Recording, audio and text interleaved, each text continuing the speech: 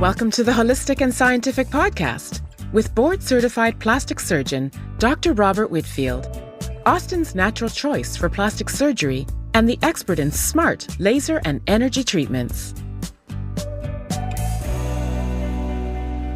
Today, we're talking about the unique process we follow in the weeks or months leading up to breast implant removal surgery. We'll cover the why first and explain the reasons for this process. Then I'll tell you how it works and what's involved.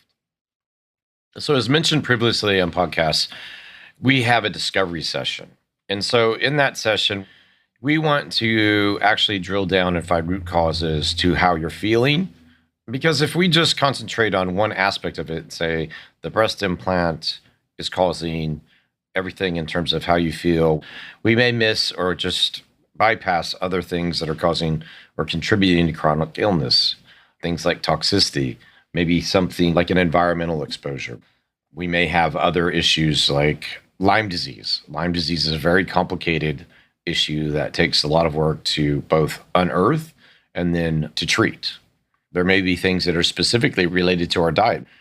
So it is more than just one thing that's being evaluated in a discovery session with me regarding breast implant removal.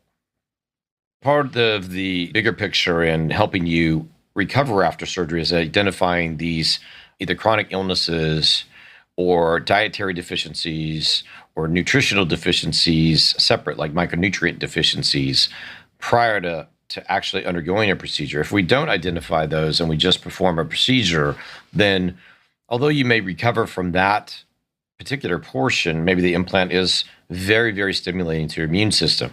But if we haven't taken steps to uncover other aspects of toxicity or autoimmunity or food sensitivity, things that really contribute to the overall toxic burden in your particular situation, you will not recover to your optimum. You will not recover as fast as you could. It won't be as efficient as it can be without taking those steps prior to surgery.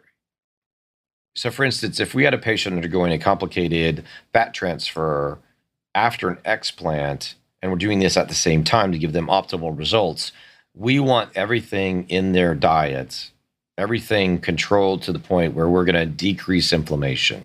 We're going to increase the amino acid availability to enhance recovery. So we want to know the foods they're putting in, which is the fuel for the patient to recover on. We want to make sure those are all things they can absorb without sensitivity. And we want to make sure they're the right kinds of foods. We want, say, meats or poultry that are pasture-raised, grass-fed.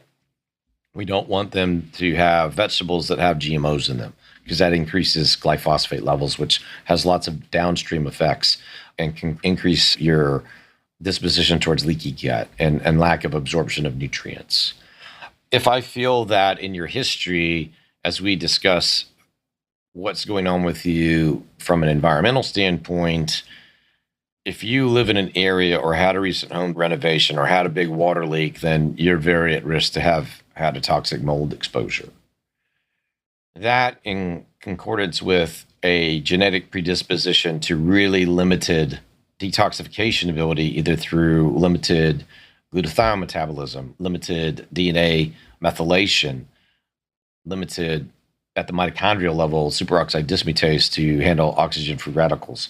If you have that kind of disposition that I recognized during a discovery session, then we're going to add more genetic testing to your preoperative situation so that we figure out both upfront how you're going to handle and detoxify so that on the back end, we're managing all of that more appropriately. It may be modification of nutraceuticals so that we have supplements that can really help you detoxify more efficiently because you shouldn't have glutathione or you should have things that help you methylate better.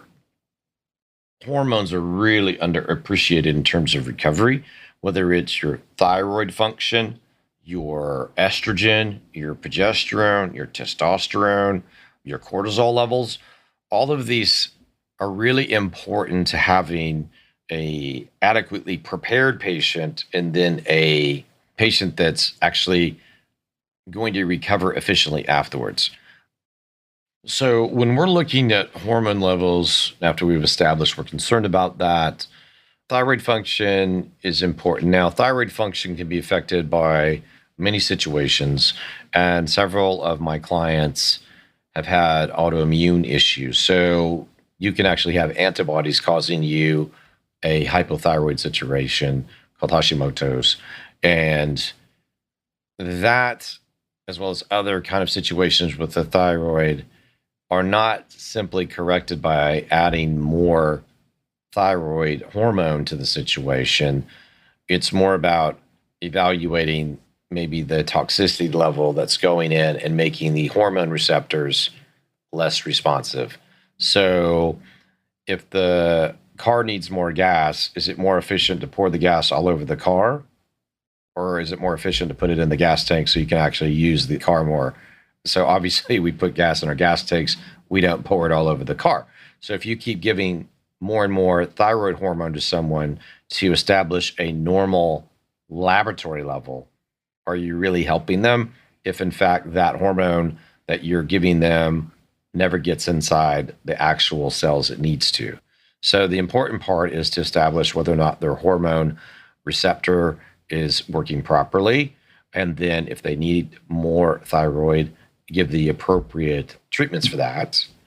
When it comes to estrogen, progesterone, and testosterone, so I have the majority of my clients, of the 9,000, they're between the ages of 35 and we'll say 55. So they're all pre and perimenopausal. And then a small amount of them are already postmenopausal. So the majority of them are peri, if you look at a bell-shaped curve. And in a perimenopausal patient, they will have, on typical laboratory analysis, estrogens that's lower but in the normal range on laboratory analysis.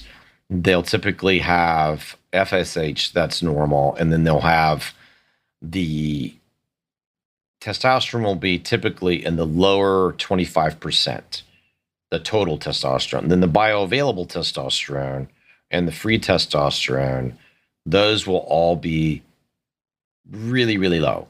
And so in this situation, like, what's the right answer? Is there a hormone receptivity issue?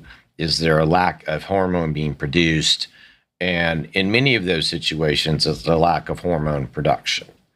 If we feel it's a receptor issue, we have a different supplementation profile for that based on how you enzymatically break down your estrogen and testosterone. That's actually figured out through DNA testing. So if we think it's simply that you don't have enough based on those bioavailable, free, and total testosterone in conjunction with your estrogen, then I do my own bioavailable hormone replacement using pellet therapy. So I know this is a large amount of complex information that we provide to patients in the discovery process, but my team are always here to answer questions, either through our Simplest Health app, through email. I can have, as usual, follow-ups, both virtually and in person, to really reassure you that we'll get all of these taken care of during the process. And we never leave anybody looking for more answers on the internet because it's a dangerous place. After a discovery session, I'm asked frequently how quickly they can get on my surgery schedule. And in the current environment of dealing with COVID, our limitation is not how quickly I want to get your procedure done. It's what availability do you have to actually get to a surgery center to get your procedure done. Now, typically, I'm 1 to 2 months out, and this gives us time to, pause, reflect upon what we learned in the discovery session with you, get our laboratory analysis done, put you on the proper diet. If we need to balance hormones, we have an opportunity to do that. So there's typically that lag of at least a few weeks, and that gives me time to get most of this information either accumulated or completely analyzed, prior to a treatment. On our next episode, we'll talk about the actual pre-op appointment, the things I find most important before the final step, surgery. Take a screenshot of this podcast episode with your phone and show it at your consultation or appointment. Or mention the promo code PODCAST to receive $25 off any service or product of $50 or more. Dr. Robert Whitfield is a board-certified plastic surgeon located in Austin, Texas, near 360 and Walsh Tarleton in Westlake. To learn more, go to drrobertwhitfield.com or follow Dr. Rob on Instagram at Dr. Robert Whitfield. Links to learn more about Dr. Rob's smart procedures and anything else mentioned on today's show are available in the show notes. The Holistic and Scientific Podcast is a production of The Axis. THEAXIS.io.